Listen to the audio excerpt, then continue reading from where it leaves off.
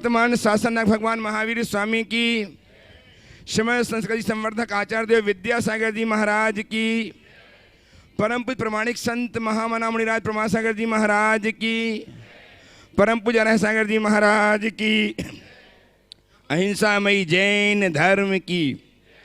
इस धर्म सभा में विराजित सभी भव्य जनों, सुदूर अवस्थित अपने अपने घरों में पारस माध्यम से तथा प्रमाणिक ऐप के माध्यम से अपनी शंकाओं के समाधान प्राप्त कर रहे सभी सुधी श्रोताओं सम्यक दर्शकों, आज हम पुनः एकत्र हैं इस भव्य बिल्डिंग में जो निर्माणाधीन है, जो मटकुरिया के जिन मंदिर के समक्ष स्थापित है, जिनके मालिक श्रीमान संजय जी जैन हैं, वो आशीर्वाद लेने गुरुदेव साथ साथ इनके इस भव्य बिल्डिंग में भवन में आज परम पूज्य आचार्य भगवान विद्यासागर जी महाराज के परम प्रभावक शिष्य जो दुनिया में विख्यात हैं, गुणायतन प्रणेता, संकर समाधान प्रवर्तक, भावना प्रवर्तक एवं संप्रदाय समन्वय के रूप में, जिन्हें सुन करके हम जीवन को नई दिशा दे रहे हैं, ऐसे गुरुदेव के समक्ष हम बैठ करके अपनी शंकाओं को प्रस्तुत करके समाधान प्राप्त करने के लिए आतुर हैं।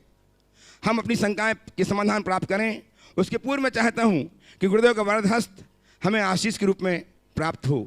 अतः मेरे साथ उच्चारें, नमोस्तु महर्षि, नमोस्तु महर्षि, नमोस्तु महर्षि। आज के समाधान संकर समाधान के सत्र को मैं प्रारंभ कर रहा हूं एक छोटे से बालक के माध्यम से, लेकिन उसकी पूर्व सूचना कि परम गुरुदेव धनबाद के मटकुरिया क्षेत्र में उपस्थित हो चुके हैं और आज की संध्या गुरुदेव पहुंचेंगे धैया धनबाद में, जहां संपन्न होगा 19 से 26 जून तक भव्य पंचकर्म प्रतिष्ठा महोत्सव नवनिर्मित जनालय का। उसमें गुरुदेव सन्निधि प्रदान करने जा रहे हैं। आज मैं उपस्थित कर रहा हूं छोटे से बालक को, वंश को, जो पहला प्रश्न प्रस्तुत करके इस कार्यक्रम को शुभारंभ करेगा। और तैयार रहेंगी श्रीमती सरिता जी अंजुल जी धनबाद। बोलो। नमोस्तु महाराश्री। मैंने आज सुबह देखा आपको कि आप ऐसे सुबह खाली पैर चल रहे थे और आपको लेकिन गरम नहीं लगता और गर्मी नहीं लगता।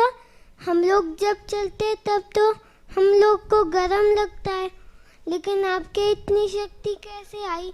हमको भी इतनी शक्ति चाहिए। बहुत सुंदर। आप भी प्रैक्टिस करोगे तो आपके पास भी शक्ति आ जाएगी, ठीक है ना? जितना प्रैक्टिस करोगे उतने स्ट्रांग बनोगे। चलो। श्रीमती सरिता जी अंजुल जी जैन धनबाद उपस्थित हो। तैयार है श्रीमती कोमल जी अनीश जी पांड्या धनबाद। त्रयमणि राजों के चरणों में मेरे दोनों परिवारों की तरफ से त्रयवार नमोस्तु महर्षि। महर्षि, जब हम लोग पूजा करते हैं उसमें समुच्च महार्घ चढ़ाते हैं, तो उसमें ऊर्ध्वलोक, मध्यलोक, पातालोक के कृतिम कृतिम चैतन्यों की हम लोग वंदना करते हैं अर्घ चढ़ा के। तो वहाँ कौन पूजा करने जाता होगा? देवता लोग। देवता लोग ही जाते हैं। चलिए, श्रीमती कोमल जी अनीश जी पांड्या धनबाद। और तैयार हैं श्रीमती खुशबू अंकिता पहाड़िया धनबाद। नमोस्तु महाराष्ट्री।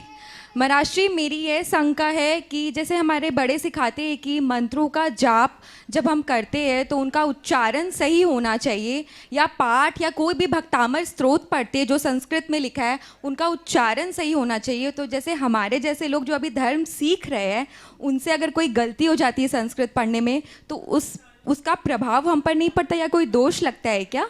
पूजा करते हो? नहीं, पूजा नहीं करते हैं। कभी? हाँ, कभी किए। आखिरी में विसर्जन पाठ बोलती हो? हाँ। उसमें 2 लाइनें आती है। हाँ। क्या आती है? याद नहीं है। बिन जाने वा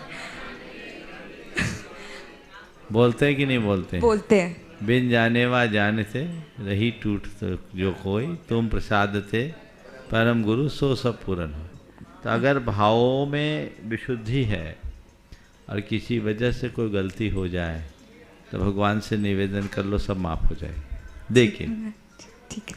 आप जैसे प्रतिभाशाली लोगों को मैं कहूँगा कि सीखने का प्रयास करिए। सीखने की अवस्था में गलती हो जाए कोई बात नहीं, पर गलतियों को दोहराना ठीक बात नहीं है। हमें सीखने की कोशिश करना चाहिए। ऐसी कोई बात नहीं जिसे नहीं सीखा जा सके, आप सीख सकते हैं और सभी को प्रयास करना चाहिए। धन्यवाद। उपस्थित हों श्रीमती खुशबू जी अंकित जी पहाड़िया। और तैयार हैं श्रीमान नवीन जी गोधा धन्यवाद। नमोस्तु महाराज श्री। महाराज श्री, मेरी शंका ये है कि मेरी बेटी 2 साल की है। वो जब 1.5 साल की थी तो वो शौक से मंदिर जाना, मतलब आरती में भी वो इंटरेस्ट दिखाती थी, माता जी के पास भी बैठती करती थी। अब इसको मंदिर के नाम से बहुत चिढ़ होने लगा है, ये सीढ़ी भी नहीं चढ़ना चाह रही है। तो क्या इसको अभी से हम लोग सिखाए कि आगे चल के ये इसमें धर्म में आगे बढ़े या बिल्कुल interest दिखाए? ये उसे आपको चाहिए कि आप मंदिर की महत्ता का बोध कराएं, मंदिर के प्रति उसके मन में आकर्षण हो।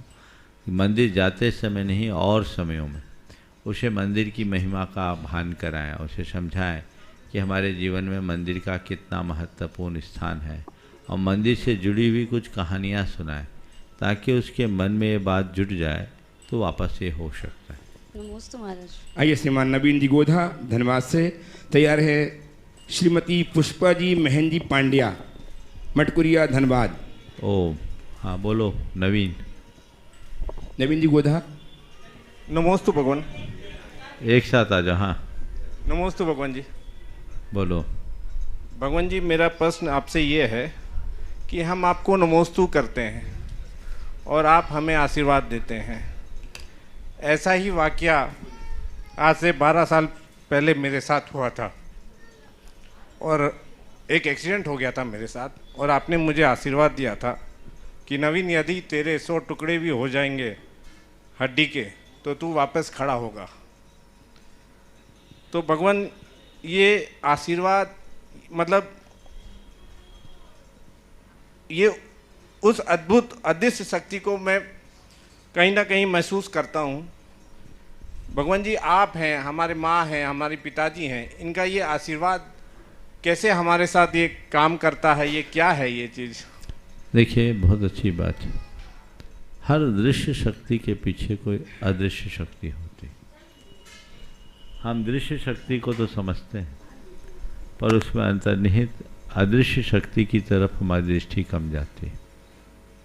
वो अदृश्य शक्ति अनमोल है, और वो शक्ति विश्वास की है, वो शक्ति श्रद्धा की। किसी का आशीर्वाद उतना काम नहीं करता जितना कि आशीर्वाद ग्रहण करने वाले की श्रद्धा। तुम्हारे हृदय में श्रद्धा हो तो आशीर्वाद काम करेगा, और श्रद्धा ना हो तो काम नहीं करेगा। हम लोग जब आशीर्वाद देते हैं तो आशीर्वाद देते समय सामने वाले के कल्याण की भावना रखते हुए उसके मनोबल को ऊंचा करने का प्रयास करते हैं, क्योंकि उसका विश्वास है, और उसका विश्वास जाग गया, मनोबल बढ़ गया तो सारा काम होगा। एक कहानी सुनाता हूं। जी भगवान, थैंक यू। एक राजा था, उसका अचानक राज्य छिन गया। पर चक्र ने ऐसा आक्रमण किया कि वो अपने आप को बचा नहीं पाया। उसे जंगल में शरण लेनी पड़ी। सेना की छोटी सी टुकड़ी मात्र उसके साथ थी। जंगल में उसे किसी संत से का दर्शन हो गया। उसने संत से अपनी व्यथा कथा कही। संत ने कहा, देख, तेरे भाग्य का फैसला भी हो जाएगा। मेरे पास एक जादुई सिक्का है, मैं उसे उछालता हूं तो हेड या टेल बोल देना। अगर फैसला तेरे पक्ष में होगा तो वही निर्णय होगा। उनने कहा, बहुत अच्छा है। संत ने सिक्का उछाला, उसने हेड कहा, सिक्का नीचे गिरा, हेड दिखा। अब क्या है, जाओ, तेरी विजय सुनिश्चित है, निष्फिकर होकर के जा। आत्मविश्वास जाग गया। थोड़े से सैनिकों के बीच भी उसने जोश भरा, सब में जोश आ गया, और अपने सैन्य बल को पुनः संगठित कर योजनाबद्ध तरीके से उसने शत्रु पर आक्रमण किया, और कुछ ही दिनों में अपने खोए हुए साम्राज्य को फिर से पा लिया। जब साम्राज्य पाया तो वापस गुरु चरणों में कृतज्ञता ज्ञापित करने के लिए वन में पहुंचा और कहा, आपने तो चमत्कार कर दिया, आपने मुझे जिता दिया।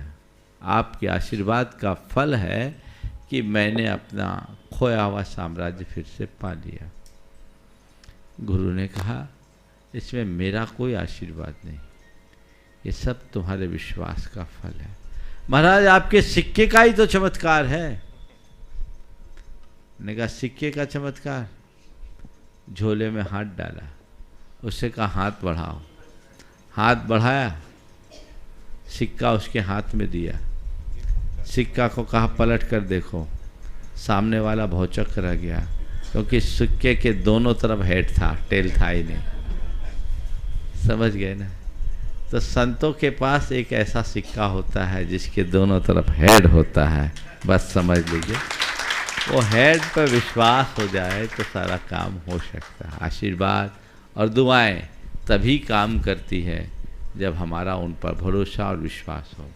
तुमने एक बहुत अच्छी बात जोड़ी, गुरुओं के साथ माता पिता के आशीर्वाद की बात। बिल्कुल, गुरु परमात्मा के आशीर्वाद के साथ माँ बाप का आशीर्वाद भी बहुत फलता है, और वे लोग भाग्यशाली हैं जिनके सिर पर माता पिता का आशीर्वाद हमेशा बरसता रहता है। इसलिए अपने जीवन में उनका सदैव बहुमान करना चाहिए और उनके प्रति कृतज्ञता का भाव रखना चाहिए। उपस्थित हों श्रीमती नमस्ते पुष्पा बाबा। जी महन जी पांड्या मटकुरिया धन्यवाद, और तैयार हैं श्रीमान सत्येंद्र जी सरिता जी जैन धन्यवाद। जुड़े से आ जाएं आप लोग, जिनका नाम ले रहा हूँ वे यहाँ आगे आ जाएं, यहाँ खड़े होकर करके ही तैयार हैं। जिनका नाम पुकारा है सत्येंद्र जी सरिता जी आगे आ जाएं। जो प्रेम के दीप शांति की किरण है, जो प्रेम के दीप शांति की किरण है, जो लाखों चमन में अहले चमन है, जिनके सिद्धांत पथ प्रदर्शक है, हमें ऐसे गुरुवर श्री मुनि श्री प्रमाण सागर जी महाराज के चरणों में सत सत नमन है, सत सत नमन। नमोस्तु महाराज जी, नमोस्तु नमोस्तु। महाराज श्री सुबह मंदिर में जब भी जाते हैं तो आप समझिए कि सुबह एक बार अभिषेक शांति धारा 6:30 बजे से 7 बजे तक में भी होती है। फिर दूसरी शांति धारा उस प्रतिमा को विराजमान करने के बाद दूसरी प्रतिमा को लाके पांडुक शिला पर विराजमान करके फिर उसके बाद शांति धारा अभिषेक होता है। क्या वो सही है? आधे घंटे के अंतराल में। ये बीमारी पूरे देश में। नहीं महाराज जी, आप मेरी बोलेंगे बात तो सुधरेंगे सुनो, आप लोग। सुना रहे हैं। अच्छा सवाल है। मैं आप सबसे कहता हूँ अभिषेक तो करना ही नहीं चाहिए। देखिए, मंदिर में अभिषेक नहीं होना चाहिए, अभिषेक महोत्सव होना चाहिए। क्या होना चाहिए? अभिषेक नहीं, अभिषेक महोत्सव। और अभिषेक महोत्सव कब होगा? जब सब लोग इकट्ठे होंगे। सबसे उत्तम रास्ता यही है कि आप अभिषेक का एक समय अपनी सुविधानुसार सुनिश्चित कर लें और टाइम मिलाकर भगवान के चरणों में जाओ। आप ट्रेन पकड़ते हो टाइम से, फ्लाइट पकड़ते हो टाइम से, मूवी जाते हो टाइम से, भगवान का कोई टाइम नहीं, हमेशा उपलब्ध। आपकी प्राथमिकता कहाँ? उत्तम यही है, एक समय सुनिश्चित करें और पूरी विधि से लोग अभिषेक करें, शांति धारा करें तो अच्छा लगता है। कुछ लोगों की व्यक्तिगत समस्याएं होती हैं, कुछ को सुबह जल्दी आना होता है, पर कुछ लोग हैं जिनको मॉर्निंग वॉक में जाना है, कुछ लोग ऐसे हैं जिनको बच्चों को स्कूल छोड़ने जाना है, कई ऐसे लोग हैं जिनका पेट जल्दी साफ नहीं होता। ये समस्याएं हैं। तो इसका एक अच्छा सॉल्यूशन ये हो सकता है कि मंदिर में एक बार की जगह 2 बार का टाइम रख दो, एक फर्स्ट शिफ्ट में, एक सेकंड शिफ्ट में। पहले बार के समय में जो लोग आए वो पहली बार के समय को मिला के आए, दूसरी बार वाले में जो आए वो दूसरी बार के समय में आए। कई बार ऐसा भी देखने में आता है कि भगवान को बेदी पे बिठाल दिए और इंतजार कर रहे हैं, अभी वो आ रहा है, अब वो आ रहा है, वो आ रहा है। 3-3 घंटे, 2.5 घंटे भगवान विराजमान है। ये उचित नहीं है। इस पर विवेक होना चाहिए। और जो भी भक्तगण अभिषेक आदि करते हैं आपस में बैठकर उन्हें अपना समय सुनिश्चित कर देना चाहिए। सर्दी और गर्मी के मौसम के हिसाब से 1-2 बार जो आपको करना है उस टाइम शेड्यूल के साथ करेंगे तो ज़्यादा आनंद आएगा। चलिए अगला। उपस्थित हों श्रीमान सत्येंद्र जी सरिता जी जैन मटकुरिया धनबाद से। तैयार हैं सुकुमार जी जैन शास्त्री नगर धनबाद। आगे आते जाएं, नाम सुन रहे हैं मैं झूल रहा हूँ, आगे आ जाएं,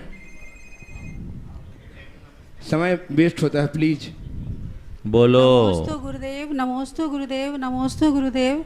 मेरा प्रश्न ये है कि महाराज जी सपने में जैसे मंदिर दिखाई देता है या जिनेंद्र देव की प्रतिमा दिखाई देती है, फिर से बोलिए। सपने में मंदिर दिखाई देता है या जिनेंद्र देव की प्रतिमा दिखाई देती है या महाराज जी माता जी दिखाई देती है, तो हमें क्या मतलब क्या उसका अर्थ लगाना देखिए, चाहिए? सपने तो सपने होते, ज़्यादातर सपनों का कोई अर्थ नहीं होता, लेकिन फिर भी ऐसे सपने अगर हों, यदा कदा दिखे, जो नित्य दिखते हैं, उन सपनों का तो कोई मतलब ही नहीं। अगर ऐसे सपने दिखते हैं तो स्वप्न शास्त्र के अनुसार वो लाभ का सूचक है, समझ गए? तो अचानक कभी ऐसा दिख रहा है तो समझना कुछ अच्छा होने वाला है। चलिए, सुकुमार जी शास्त्री नगर धनबाद से उपस्थित हों।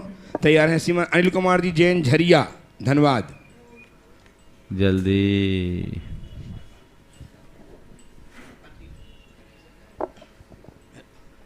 नमस्ते महाराज जी।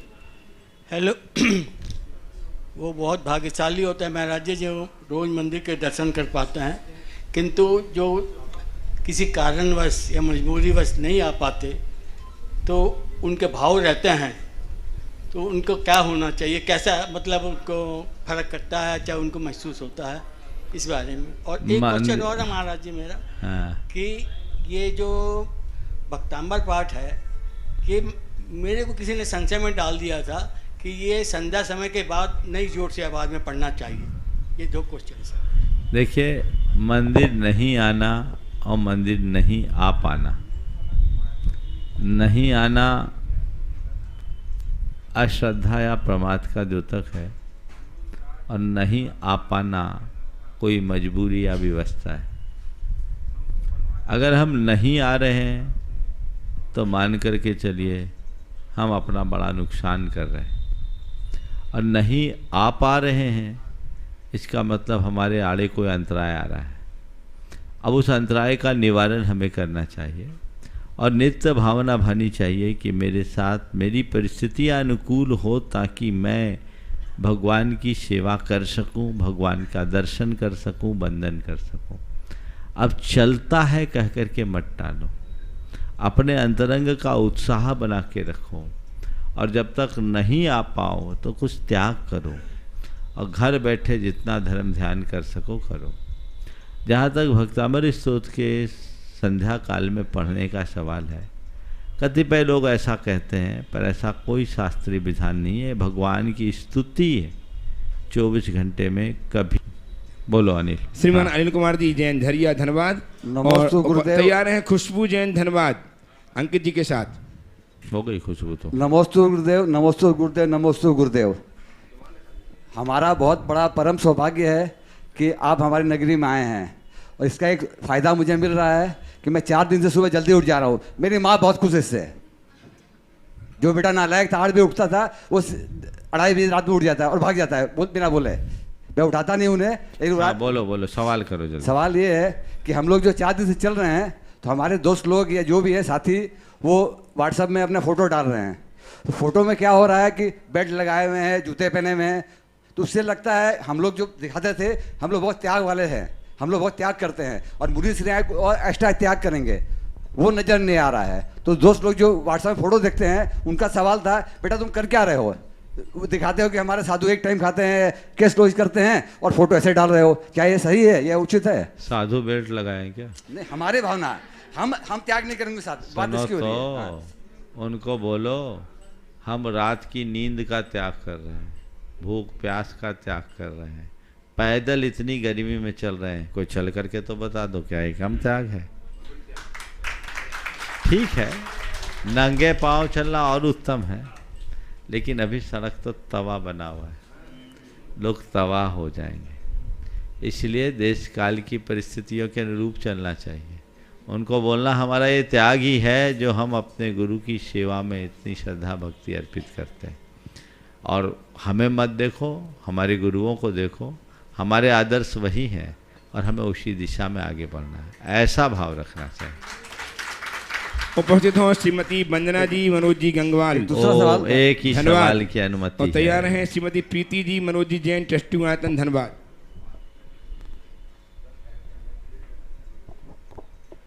बोलो। प्रीति जी तैयार रहेंगी मनोज जी के साथ। चरणों में दोनों परिवार की ओर से तीव्र नमोस्तु नमोस्तु नमोस्तु।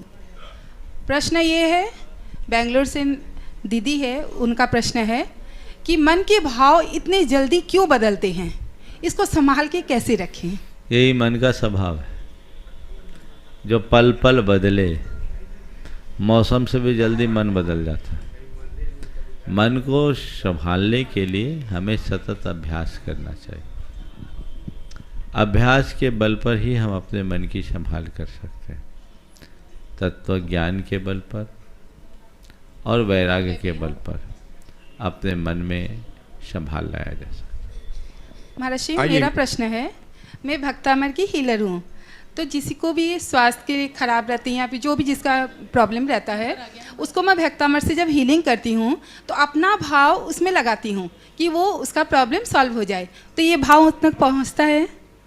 सामने वालों को हीलिंग होती है? हाँ, बहुत बार होती है। वो बोलते तो हैं होती है तो दिमाग क्यों लगाते? पहुँच रहा तभी तो हो रहा है। आइए ट्रस्टी श्रीमान प्रीति जी मनोज जी जैन धन्यवाद। और तैयार हैं श्रीमती शिम्मी जी मनीष जी जैन। नमोस्तु गुरुदेव, नमोस्तु गुरुदेव, नमोस्तु। मेरा सवाल है कि जैन धर्म में कहते हैं कि सब कुछ सहना कुछ नहीं कहना, तो आजकल के टाइम को देखते हुए ये कितना उचित है कि सब कुछ सहते रहो और कुछ भी कहो मत? सब कुछ सहना कुछ नहीं कहना, ये बिल्कुल सही है। मैं इसे थोड़ा संशोधित कर देता हूँ। सब कुछ सहना, बुरी बात सुनो, सब कुछ सहना पर नहीं बहना, पर नहीं बहना। और संशोधित कर देता हूँ, सब कुछ करना पर मत बहना। जो करना है करना, अपनी सीमा में रहना, बहना मत। अगर आपने बहना बंद कर दिया तो सहने की क्षमता अपने आप आ जाएगी। लोग बहाव में बह जाते हैं, इसलिए जीवन में ठहराव नहीं आता। ये बात भी याद रखने योग्य है कि जो जितना सहन करता है वो उतना ही समर्थ बनता है। अपने सामर्थ्य को विकसित करना चाहते हैं तो हमें अपनी सहन शक्ति को भी विकसित करना जरूरी। उपस्थित हों श्रीमती शिम्मी जी मनीष जी जैन। तैयार हैं सोनू संजय जी जैन। नमोस्तु महाराज श्री।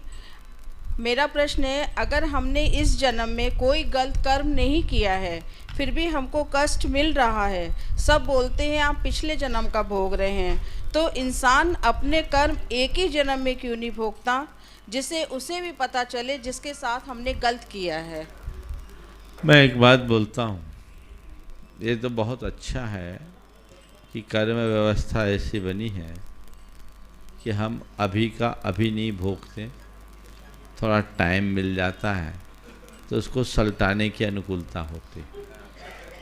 अगर अभी का अभी भोगते ना तो हमारी हालत पस्त हो जाती, क्योंकि आज लोग पुण्य कर्म कम करते हैं, पाप ज़्यादा। और जब अभी का अभी मिलने लगेगा तो पुण्य भी मिलेगा, पाप भी मिलेगा, मिलेगा ना, तो भारी कौन होगा? लेकिन हमें पाप तो सुनो तो, पहली बात तो सुनो, भारी कौन होगा? पुण्य होगा कि पाप? पाप होगा। आज के जीवन को देखो, आज के जीवन में 24 घंटे में पाप ज़्यादा है कि पुण्य? और अगर सब फल मिलने लगे तो तुम्हारा क्या होगा?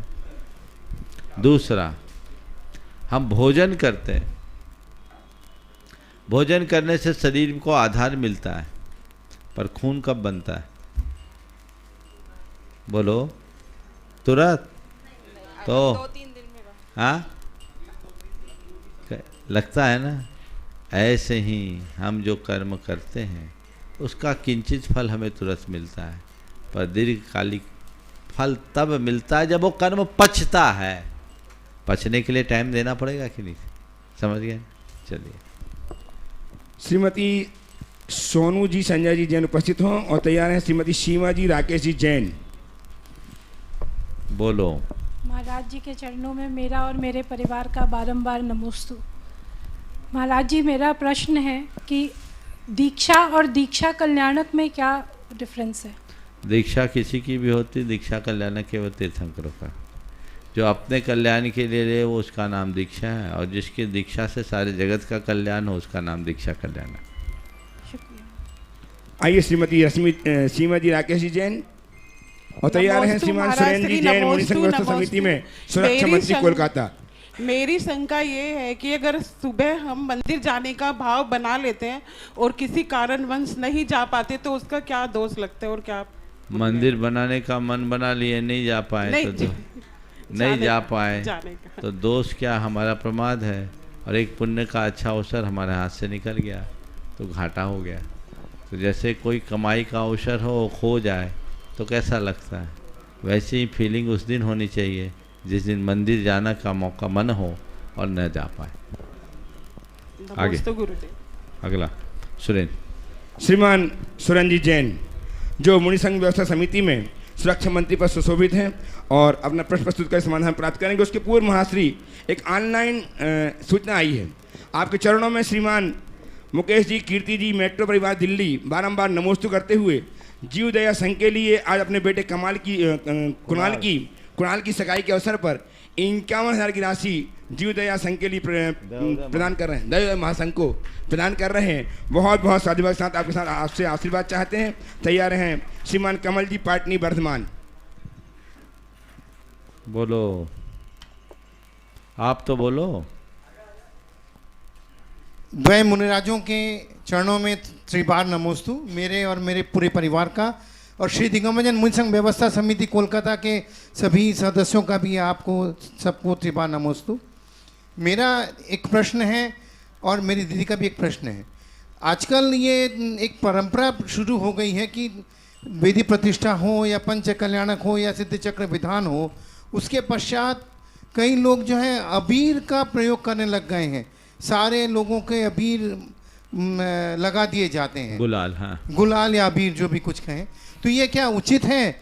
हम लोग इतने सारे कार्यक्रम में जाते हैं फिर रंग दिए जाते हैं। और आजकल दूसरा सवाल और कर लो एक साथ। हाँ, और दूसरा सवाल मेरी दीदी का है, वो पूछ रही हैं कि जो 3 कल्याणक की प्रतिमाएं क्या पूजनीय हैं, और ये विभिन्न कार्यक्रमों में और जैसे शांति विधान हो वहाँ लोगों के घर में ले जाया जाए प्रतिमा को और वो पूजा कराई जाए, वो क्या उचित है? 3 कल्याणक की प्रतिमा कभी 3 कल्याणक से गर्भ जन्म तप, गर्भ जन्म तप, ज्ञान नहीं, मोक्ष नहीं। अच्छा, देखिए, अबीर या गुलाल का जहाँ तक सवाल है, ये अच्छी परंपरा नहीं। हमें धार्मिक आयोजन की सानंद संपन्नता के बाद उमंग, उत्साह और उल्लास का परिचय तो देना चाहिए, लेकिन इस तरह से रंग गुलाल का प्रयोग नहीं करना चाहिए। कभी कभी इससे लोगों की श्रद्धा भी गड़बड़ा जाती है। मैं एक स्थान पर था, आज से लगभग 18 बरस पहले की बात, 20 बरस पहले की बात। वहाँ पंचकल्याणक संपन्न हुआ, देश भर के लोग वहाँ उपस्थित हुए, सब नए कपड़े पहन कर आते, रंग गुलाल कर दिया। एक कपल था, उनके साथ दूध पीता बच्चा था 1.5 साल का, अबीर लगाया, गुलाल लगाया, बच्चे की आंख में भी चले गए, उनके कपड़े भी खराब हो गए। उनकी बात मेरे कानों में खुद आई, मैं छत पर था और नीचे उनकी आवाज़, अब हम किसी धार्मिक फंक्शन में आएंगे ही नहीं, ये लोग ऐसा करते हैं। ये बात मेरी दृष्टि में आई, मैंने तुरंत संज्ञान में लिया और उसी दिन प्रवचन में लोगों को कहा कि इस तरह की हरकतें हमें करना ही नहीं चाहिए। ये रंग गुलाल तो राश है, हमारे धार्मिक आयोजनों में इस तरह का प्रयोग उचित नहीं है, हमें इनका प्रयोग बिल्कुल भी नहीं करना चाहिए। और ऐसा करने से लोग पहले से मानसिक रूप से तैयार नहीं होते और इसमें एक प्रकार की हिंसा भी हो जाती है। इसलिए इस कुपरंपरा से समाज को बचना चाहिए। हमारे सानिध्य में तो उस दिन के बाद हम पहले से हिदायत दे देते हैं कि भैया कहीं ऐसा मत करना, और मेरे संज्ञान में जहाँ तक है उसके बाद कभी हुआ नहीं। लेकिन सभी आयोजकों से कहते हैं कि ऐसी व्यवस्था नहीं करना, खासकर युवा वर्ग से मैं कहूँगा, वो लोग पहले से ही प्रबंध करके रखते हैं, वो उचित नहीं है। धार्मिक कार्यक्रमों को आडंबर शून्य होना चाहिए, ऐसे किसी भी कर्म कांड से नहीं जोड़ना चाहिए जिससे मूलभूत जैन धर्म को क्षति पहुंचती हो। आपने जो दूसरी बात कही कि 3 कल्याणक भगवान के कराना, कहाँ तक उचित है?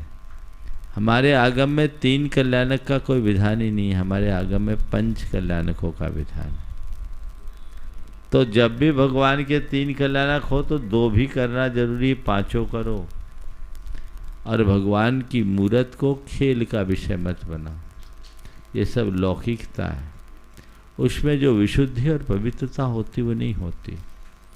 एक पाषाण की प्रतिमा या किसी भी प्रतिमा की जब हम लोग प्रतिष्ठा करते हैं तो वो कोई कीड़ा नहीं है, उसमें बहुत अधिक विशुद्धि की जरूरत है। उन प्रतिमाओं की आकर शुद्धि होती है। गर्भ कल्याणक से पूर्व ही उसमें अनेक प्रकार की शुद्धियाँ प्रारंभ हो जाती है। अब इनको आप घर परिवार में इधर से उधर लेकर जा रहे हैं, उसकी शुद्धता कहाँ होगी? ये सब चीज़ें कतई विधेय नहीं है। अब प्रतिष्ठाचार्यों की या सानिध्य प्रदाता साधुओं की कहाँ कमी है वो जाने, लेकिन ऐसी क्रियाएं प्रोत्साहन देने योग्य नहीं है। हमारे यहाँ पंचकल्याणक तो पहले भी होते थे, यहाँ बड़े बुजुर्ग लोग बैठे हैं। आज से 15-20 साल पहले आपने कहीं ऐसा सुना क्या? बोलो, कहीं देखा? बोलो, देखा क्या? तो फिर ये सब नई नई परिपाटी क्यों? समाज के लोगों से भी मैं कहूँगा कि ऐसी नई परिपाटियों को प्रोत्साहित मत कीजिए। हर कार्य को आंख मूंद कर स्वीकारना बंद कीजिए। उन्हें ही सहमति दीजिए या उसके ही साथ सहमत की होइए जो आपकी परंपरा और आगम के अनुकूल। उपस्थित हूँ वर्धमान पश्चिम बंगाल से श्रीमान कमल जी पाटनी और तैयार हैं श्री विनीत जी पाटनी आसनसोल। महाराज श्री वर्धमान जैन समाज और पाटनी परिवार मिंडा देवली की तरफ से 3 बार नमोस्तु नमोस्तु नमोस्तु। मेरा प्रश्न ये है कि आज के बुजुर्ग लोग पहले अर्थ काम लास्ट में धर्म और मोक्ष के रास्ते में जाते हैं, क्या ये उचित है? पहले बहुत अच्छी तो बात। बुढ़ापे में तो फिर कोई बच्चा इस मंदिर या कहीं तीर्थ यात्रा में लेके जाएगा तभी जाना पड़ेगा, तो ये क्यों नहीं समझ पा रहे कि जब हिम्मत रहे तभी काम करना चाहिए? बहुत सुंदर। पहले तो मैं कहूँगा आप सबकी जानकारी के लिए कि पूरे देश में लगभग सब जगह मंदिरों में जो आप लोग चावल चढ़ाते हैं और जो आपके भोजन में चावल आता है, प्रायः अब सब उष्णा चावल आने लगा है। उष्णा चावल जो प्री स्टीम्ड होता है, जिसे भाप दे करके पहले सुखाया जाता है फिर चावल बनाया जाता है, ये चावल शकरा चावल होता है, न भगवान को चढ़ाने योग्य होता है न खाने योग्य होता है। और आजकल उसमें ऐसा पॉलिश हो जाता है कि एकदम ट्रांसपेरेंट हो जाता है। आज से 15-20 साल पहले तक जो उष्णा चावल आता था वो चावल थोड़ा पीला होता था तो दिख जाता था। अब अरवा चावल की भांति उष्णा चावल दिखता है। और आप लोगों से एक गलती होती क्योंकि वो अखंड तंदुल दिखता है, लंबे लंबे दाने होते हैं, चढ़ाने में अच्छा लगता है। ये चावल चढ़ाने योग्य नहीं है, खाने योग्य नहीं है। जिसको पहले भाप से पकाया गया है वो भात बन गया फिर चावल बना।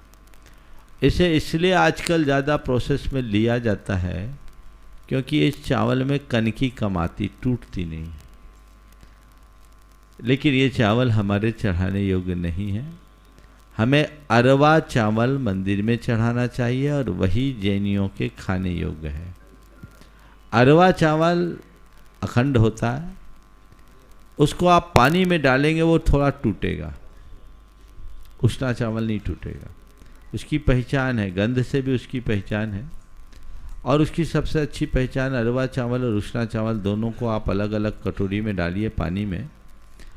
उष्णा चावल ज्यों का त्यों दिखेगा, अरवा चावल में लाइनें आ जाएगी, थोड़ी देर में उसके टुकड़े हो जाएंगे पानी में पड़ने से। तो वही चावल चढ़ाना चाहिए। आज भी मैंने आपके मंदिर में भी देखा, आप जो चावल का प्रयोग कर रहे हैं वो मंदिर जी में चढ़ाने योग्य नहीं है, इसे सुधार लीजिए। कमल को देख के मुझे याद आ गया, जब ये बात सामने आई, चूँकि इनके चावल का काम है वर्धमान में, तो मैंने इनसे कहा तो अब इस पूरे प्रदेश में ये अच्छा 6 mm तक का चावल, अरवा चावल आपको सुलभ करा सकते हैं। गुनायतन में इनकी तरफ से ही चावल आता है। ये कोई व्यावसायिक दृष्टि से नहीं, लेकिन मैं इनका परिचय, अभी तक तो इन्होंने गुनायतन में भेजा, पैसे ही नहीं दिया। लेकिन सवाल पैसे का नहीं है, सवाल सुलभता का है। जो लोग भी आज बाज़ार से चावल खरीदते हैं वो अरवा चावल नहीं जानते, उष्णा चावल आ रहा है, इसे बदलना चाहिए।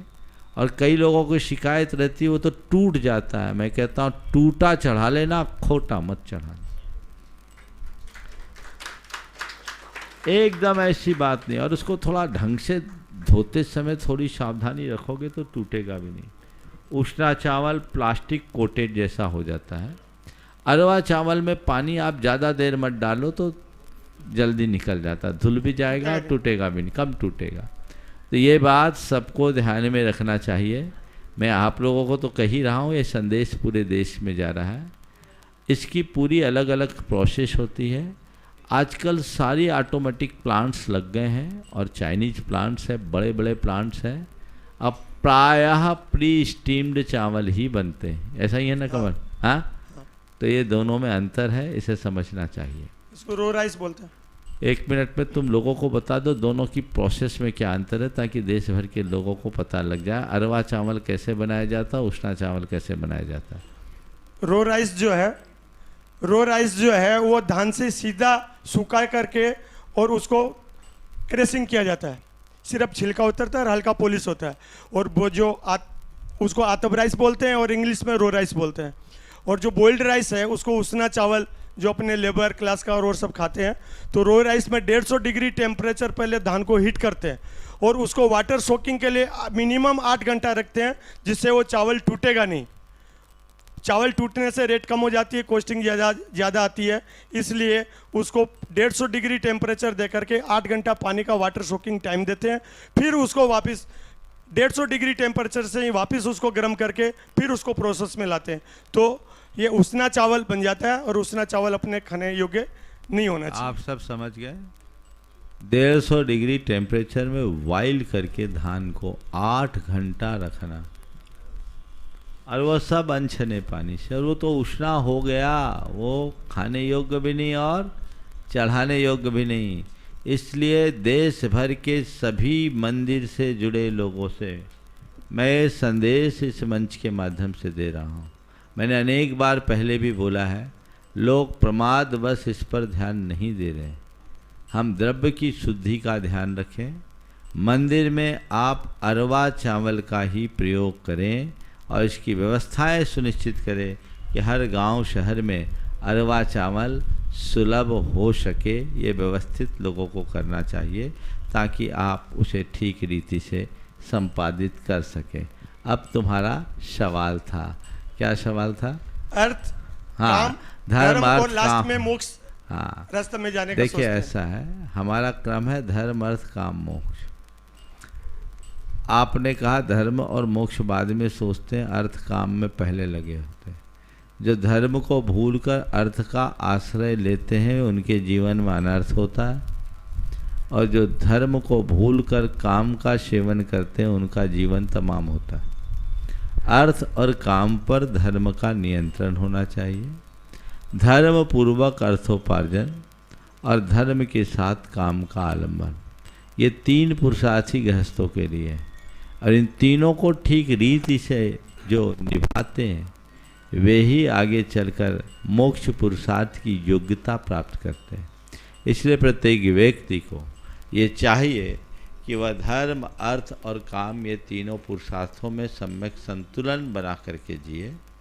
धर्म नियंत्रित अर्थ का मतलब अर्थोपार्जन करना पर अनर्थ से बचते रहना, नैतिकता, प्रामाणिकता, अहिंसा और शोषण मुक्त विधि से धन का अर्जन करना, धर्म पर अर्थ पर धर्म का नियंत्रण है और अपने नैतिकता और मर्यादाओं की सीमा में रहते हुए जीवन को आगे बढ़ाना काम पर धर्म का नियंत्रण है। ये दोनों चीज़ें जिसके जीवन में नहीं हैं, सच्चे अर्थों में उसका जीवन पशु की तरह है। त्रिवर्ग संसाधन मंत्रेण पशुभिरायुर्निफलम नरस्य तत्राभि धर्मम प्रवरम वदन्ति न तम बिना भव तोर्थ कामो। त्रिवर्ग अर्थात धर्म, अर्थ और काम, इन तीनों पुरुषार्थों के मध्य सम्यक संतुलन बनाए बिना जीवन बिताने वाले व्यक्ति का पूरा जीवन पशु की तरह व्यर्थ है। और इन तीनों में भी धर्म को हमें प्रमुखता देनी चाहिए, क्योंकि धर्म के अभाव में अर्थ पुरुषार्थ और काम पुरुषार्थ भी पुरुषार्थ नहीं होता। नमस्ते महाराज। विनीत जी पाटनी आसनसोल से उपस्थित हों, उसके पूर्व मैं साधुवाद देना चाहता हूँ कमल जी पाटनी वर्धमान को, जिन्होंने 19 से 26 जून तक होने वाले पंजाब प्रतिष्ठा महोत्सव में पूरा चावल का द्रव्य, राइस द्रव्य के लिए प्रदान किया। बहुत बहुत साधुवाद। चावल नहीं दिया, अक्षत दिया। अक्षत दिया है, इन्होंने अक्षत की भाषा बोली जाती है। बहुत बहुत साधुवाद। साथ ही आज यहाँ पे मूर्तिपुर संघ के बहुत सारे सुश्रावक उपस्थित हैं, वे आए गुरुदेव चरण का अभिवंदन करने अपने स्थान में खड़े होकर के। बाद में प्रश्न करने दो पहले। श्रीमान विनीत जी पाटनी आसनसोल और तैयार हैं श्रीमती जनका जी पाटनी रांची, मंत्री गुणायतन। नमस्ते गुरुदेव। नमस्ते गुरुदेव। मेरा प्रश्न ये है, मेरे अग्रवाल कोई दोस्त है जो मैं अभिषेक करता हूँ, उनको मुझे देखकर उनमें प्रभावित होते हैं कि उनको कलश करना है, तो वो अगर कलश करते हैं अग्रवाल समाज के कोई मेरे दोस्त, तो उसमें कोई दोष है या करने देना चाहिए नहीं देना? अगर वो अभिषेक करना चाहते हैं तो एक बार ले आओ, पूरी अभिषेक की विधि भी बता देंगे और उसकी योग्यता भी विकसित कर लेंगे, तो बढ़िया पूरी तरह अभिषेक करे और भगवान के सेवक बने। नहीं, अगर वो आगे कुछ नहीं करना, जस्ट अभिषेक ही करना चाहिए, लेके आओ।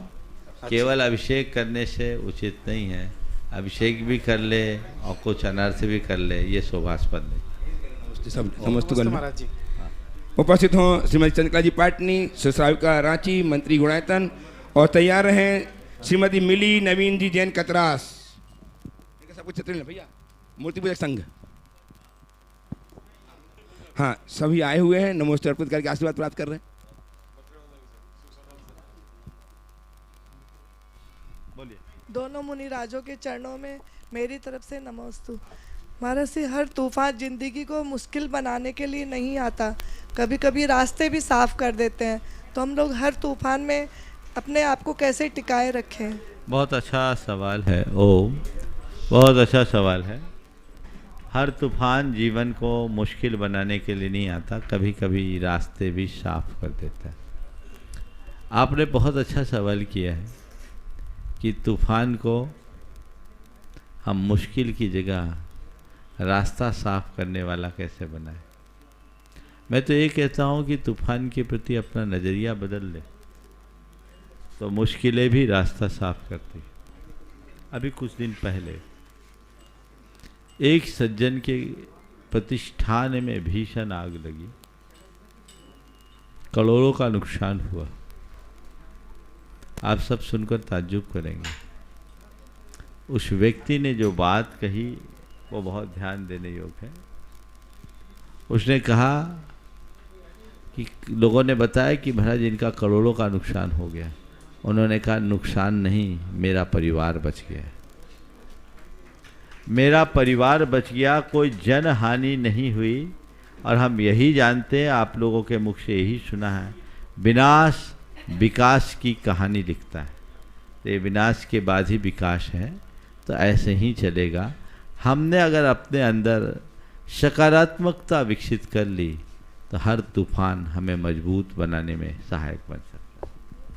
उपस्थित हों मिली जी नवीन जी जैन कतरास से। उसके पूर्व हमारे बीच में आज अपनी सेवाएं अर्पित करने एवं गुरुदेव दर्शन बंदन के लिए उपस्थित हुए हैं श्रीमान Anoop Kumar ji Sahu, sub inspector, bank मोड़ थाना, झारखंड, धनबाद। सभी एजेंट के साथ नमोस्ते अर्पित करके आशीर्वाद प्राप्त कर लें।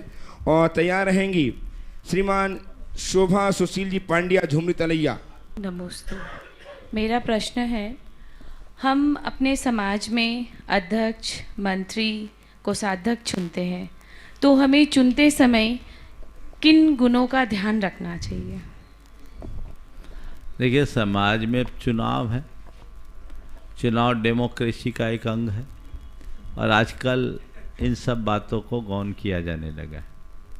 कायदे से हमारे समाज का कोई भी प्रमुख व्यक्ति है तो वह सामाजिक और धार्मिक दायित्वों के निर्वहन के लिए आ गया है। एक पंक्ति में मैं कहूँ, धर्मी व्यक्ति को और जिसे सामाजिक संस्कारों और सरोकारों का ज्ञान है, ऐसे व्यक्ति को ही धार्मिक सामाजिक संस्थाओं का दायित्व सौंपना चाहिए। आजकल थोड़ा उल्टा हो गया, या तो पैसे वाले को बिठाल देते हैं या तिकड़म बाज को बिठाल देते हैं, तो मामला गड़बड़ हो जाता है। और समाज में जो इस तरह की चुनावी प्रक्रिया होने लगी, उसके परिणाम स्वरूप अच्छे लोग अब थोड़ा दूर भी होने लगे। उन्हें चुनाव के प्रति अब रुचि नहीं रही। पहले लोगों को ज़बरदस्ती बिठाना पड़ता था, अब उठाना पड़ता है। इतना बड़ा बदलाव आ गया। और अब समाज के पदों को लोगों ने अपने स्टेटस का सिंबल बना लिया। ये उचित नहीं है। इन पर बहुत गंभीरता से विचार करना चाहिए। और मैं तो ये कहूँगा कि स्वस्थ समाज की संरचना के लिए हमें पूरी चुनावी पद्धति पर पुनर्विचार करना चाहिए, क्योंकि जहाँ चुनाव होता है कोई भी जीतता है, समाज हारती है। हमें उससे बचना चाहिए। उपस्थित हों श्रीमती शोभा जी, सुशील जी पांड्या झुमरीतैया कोडरमा से, और तैयार हैं कोलकाता से श्रीमान अशोक जी पांड्या साहब। शिकता कीजिए। गुरुवर के चरणों में नमोस्तु नमोस्तु नमोस्तु। जीवन में आगे बढ़ने के लिए दो चीज़ की ज़रूरत होती है, एक भाग्य की, दूसरी मेहनत की, और दोनों ही हमें लक्ष्य तक पहुंचाती है। तो गुरुवर ऐसा मानना है कि भाग्य लिफ्ट की तरह और मेहनत सीढ़ी की तरह, और गुरुवर लिफ्ट कभी भी रुक सकती है, पर सीढ़ियाँ तुरंत सीढ़ियाँ देर से ही पर ऊंचाई की तरफ ले जाती है। तो गुरुवर हम किस पर विश्वास करें, मेहनत पर या भाग्य पर? मार्ग दिखाए। नमोस्तु। लिफ्ट धोखा दे सकती, सीढ़ी नहीं। और सीढ़ी भी बाद में, पैर पहले होना चाहिए। तो मैं कहूँगा, न सीढ़ी पर न लिफ्ट पर, अपने पैरों पर भरोसा रखो। नमोस्तु गुरुवर, नमोस्तु। समझ गए? न सीढ़ी पर न लिफ्ट पर, अपितु अपने पैरों पर भरोसा रख करके चलो, जो जीवन को आगे बढ़ा सके। मैं तमाम लोगों को एक संदेश जरूर देना चाहूँगा। मेरे भाग्य में क्या लिखा है ये मुझे पता नहीं, मेरे भाग्य में क्या लिखा है ये मुझे पता नहीं, पर मुझे क्या करना है इसका मुझे पता होना चाहिए, और उसी में आगे बढ़ जाए तो जीवन में सफल हो सकता है। उपस्थित हों अनन्यमुनि भक्त श्रीमान अशोक जी पांड्या साहब कोलकाता से, और तैयार हैं श्रीमती सुशीला देवी कतरासगढ़। आइए अशोक, सवाल है? पांड्या सवाल हो गया? कब? किसने किया? आ जाओ, आइए फिर से आइए। माइक दीजिए अशोक जी माइक दीजिए। चलो ठीक है, बहुत सुंदर। एक बार जोरदार करतल ध्वनि से इनका स्वागत कर दीजिए। बहुत बढ़िया। चलो आगे। हाँ, सुशीला देवी कतरासगढ़ से उपस्थित हों, और तैयार हैं श्रीमान संजय जी भवन मालिक। हो गया। अच्छा, बोलो। नमोस्तु गुरुवर, नमोस्तु गुरुवर, नमोस्तु गुरुवर। मेरा एक छोटा सा प्रश्न है कि महाराज जी और माता जी को आहार देने में बराबर ही पुण्य मिलता है क्या? इसका समाधान कीजिए। ज़्यादा हिसाब किताब नहीं लगाना चाहिए। दोनों को आहार देने में पुण्य मिलता है, जो मिल जाए उसको दे दो। मैं ज़्यादा बोलूँगा तो तुम बनिया हो कहोगे, हमको तो महाराज जी को देना, उनको भूखे रख दोगे। हाँ। उत्तम मध्यम जघन्य पात्रों के हिसाब से अलग अलग पुण्य होता है। मुनिराज उत्तम पात्र होते हैं, उनका उत्तम फल होता है। आरिका, एलक, शुलक, व्रती, श्रावक सब मध्यम पात्र की श्रेणी में आते हैं। चलिए संजय। श्रीमान संजय जी उपस्थित हो गया, माइक दीजिए। हो गया सवाल। तैयार हैं श्रीमती रीना जी संजय जी महिजाम गुणायतन। माइक दे जल्दी। ओ पूछ लिए उनने, बोलो। दोनों मुनिराजों के चरणों में मेरी तरफ से 3 बार नमोस्तु नमोस्तु नमोस्तु। महाराज श्री, यदि पेड़ों में पानी देते हैं तो कूलर में पानी देने की जरूरत नहीं पड़ती, तो पर्यावरण से कैसे बचे? यदि हमने पेड़ों को पानी दिया होता तो कूलर में पानी देने की जरूरत नहीं पड़ती। बहुत सही कहा। पर्यावरण के प्रति जागरूकता होनी चाहिए। आज दिनों दिन जिस तरह से गर्मी बढ़ रही है, उसके जिम्मेदार कौन?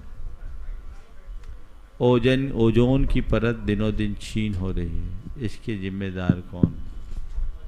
विडंबना ये देखने में आती है कि लोग पर्यावरण की चिंता तो भले प्रकट करते हैं, पर सबसे ज़्यादा पर्यावरण के साथ खिलवाड़ कर रहे हैं। लोगों को बचना चाहिए। चूँकि पर्यावरण की बात की है, मैं आप सबसे कहता हूँ, प्लास्टिक के प्रयोग से बचे। पंचकल्याणक प्रतिष्ठा महोत्सव में कोई भी प्लास्टिक की सामग्री का प्रयोग नहीं होना चाहिए, डिस्पोजल का भी प्रयोग नहीं होना चाहिए। सुन लो सब, ये आज लाखों टन कचरा समुद्र में पहुंच रहा है। सब समुद्री जीव जंतु के जीवन पर संकट है। पर्यावरण को कितना बड़ा खतरा। जल स्रोतों के साथ भी लोगों ने बहुत खिलवाड़ कर दिया। पेड़ पौधों की अंधाधुंध कटाई हमें कितना नुकसान कर रही है। हर व्यक्ति के अंदर ये चिंतन में आना चाहिए कि यदि हमने पर्यावरण को ध्यान में नहीं दिया तो आने वाली पीढ़ियों के साथ हम इंसाफ नहीं कर पाएंगे। उसके प्रति जागरूकता, तत्परता होनी चाहिए। अभी तो फिर भी हम सुनते हैं नदियों में, नालों में कि आज से 25 वर्ष 30 वर्ष पहले पर्याप्त जल रहता था, अब हल्की सी धार दिखती है। मुझे लगता यही हाल रहा तो आने वाले 25-30 वर्ष बाद वहाँ धार भी नहीं दिखेगी, केवल निशान दिखेगी कि कभी यहाँ से नदी बहती थी। इसके जिम्मेदार कौन? आप हैं। हर व्यक्ति को पर्यावरण के संरक्षण के लिए तत्परता दिखानी चाहिए और साथ ही वृक्षारोपण के प्रति उत्साहित होना चाहिए। इस वर्षा काल में हर व्यक्ति जितना बन सके वृक्षारोपण करे। कम से कम हर व्यक्ति प्रतिवर्ष एक पेड़ भी लगाने लगे तो मैं समझता हूँ आने वाले 10-20 साल बाद हम काफ़ी कुछ अच्छा वातावरण बना सकते हैं। ये सबकी सामूहिक जिम्मेदारी है, इस पर सभी को ध्यान देना चाहिए। गुरुदेव, अंतिम ऑनलाइन प्रश्न पूछना चाहता हूँ। प्रभास जैन, कारंजा लाड़, महाराष्ट्र से आपके चरणों में बारंबार नमोस्तु करते हुए जानना चाहते हैं कि गुरुदेव, मेरा सवाल यह है कि आज तक ऐसा कोई प्रश्न है जिसे शंका समाधान में पूछा गया हो और उसके प्रश्न का आपके पास जवाब नहीं रहा हो? ये सवाल मुझसे क्यों पूछ रहे? तो दर्शकों से पूछ। ये सवाल मुझसे पूछने का है ही नहीं, तो जहाँ पूछने का वहीं पूछे तो ज़्यादा अच्छा है। इस प्रकार आज के सत्र को विराम देंगे। 19 से 25 तारीख तक धैया में जो पंचकल्याणक होने जा रहा है, आज वहाँ प्रवास होगा और कल से सारे कार्यक्रम यथावत दोनों समय वहीं पर यथा समय होंगे। बोलिए परम पूज आचार्य गुरुवर श्री विद्यासागर जी महाराज। जय जय जय। परम पूज्य महामना मुनिराज परमासागर जी महाराज की।